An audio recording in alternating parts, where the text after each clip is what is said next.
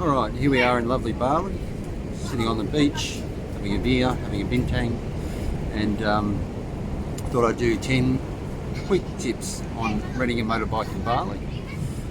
Just some things I've learned coming across here many times, and hopefully this will help you out.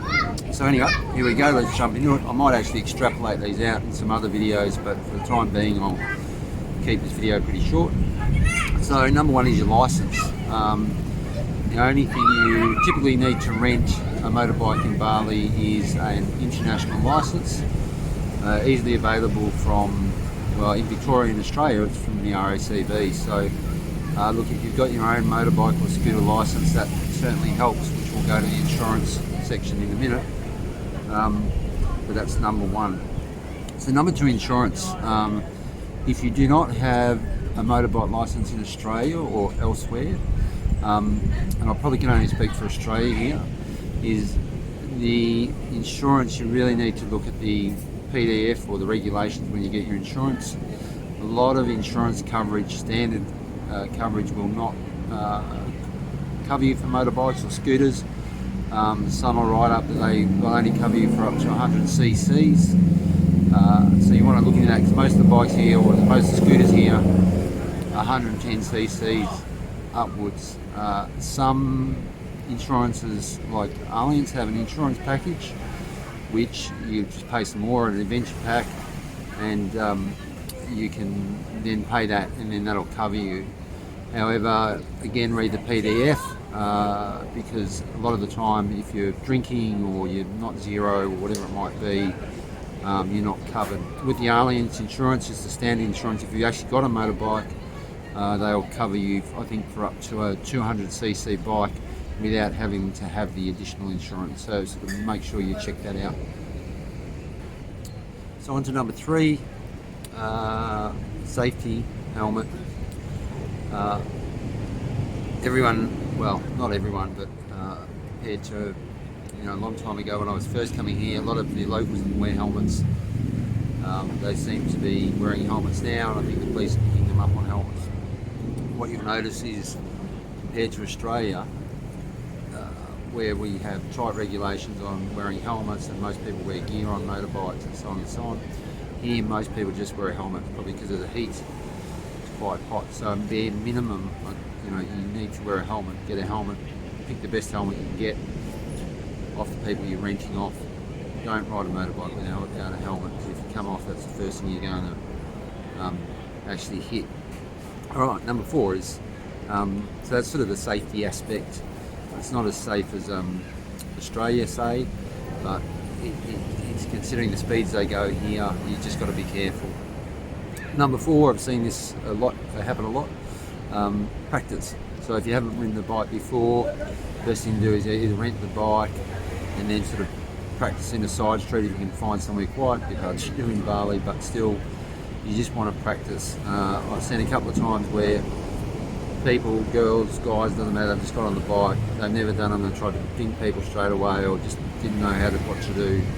A really silly thing come across, literally came off there and then on the spot. So get some practice, even if you ask the guys that you're renting the bike off if they'll help you with practice for half an hour or so, just to get to know how to use the scooter, get a feel of the scooter, get to know the traffic conditions, and you should be good to go. Number five, petrol's cheap here. There's a lot of big petrol stations, but you will never run out of petrol at Bali. Literally every fifth stall sells petrol in 1 litre bottles somewhere. There's other smaller people who don't sell it in the bottles, but they've sort of got a pump set up where they sell petrol. And then you've got the bigger actual petrol stations where you can go. Usually the scooter, the petrol's under the seat. So there's a button there, you do that, pull your seat up, take your cap off, fill up petrol. Petrol's very cheap here, so it's like maybe $1.50 or something like that. So that's pretty good. Okay, so where to rent? Stack of places to rent from. Well, there's no shortage again in Bali. That's number six. No shortage of places in Bali to rent. If you go with one of the major renters online who've got the websites and the brand new bikes, you're going to pay a fair whack of money, or not, well, comparative to to Bali prices. So for instance, maybe the online prices for a sort of a new scooter is anywhere from $15 to $20 a day, and they'll be brand new scooters, whereas you can rent a bike from anywhere from $5 to $10 a day depending on how long you get it. The bikes that we just got here this time, because we got bigger bikes and they had good tyres on them, I think we paid $9 a day, but last time I came I think I paid, it might have been $5 a day for 2 weeks or something like that. So look around, get some prices off people, and especially bargain. You've got to bargain in Bali to get something good. Go over the bike, do a video of the bike, take photos of the bike, to make sure you're covered, and when you get it back they can't say you scratched it or did something else. The other benefit of renting an older bike with good tyres is that they're not so fussed when you bring the bike back. Because an older bike, they know it's already a bit scratched up. The big thing is trying to find a bike with good tyres on it. Look for that, but again, like I said, go to a few places, bargain, find the bike you want, and go from there. Number 7 is the road rules. They're pretty lax here. You've got to stop on a red light unless you're doing left turn, and then it's maybe not. One-way streets, they're never one-way streets. There's always scooters going the other ways on one-way streets. There are some road rules, but they're pretty lax. The police are pretty good these days. They might pull you up if your bike's got bald tyres or something, try and get a fine out of you. This is no big deal.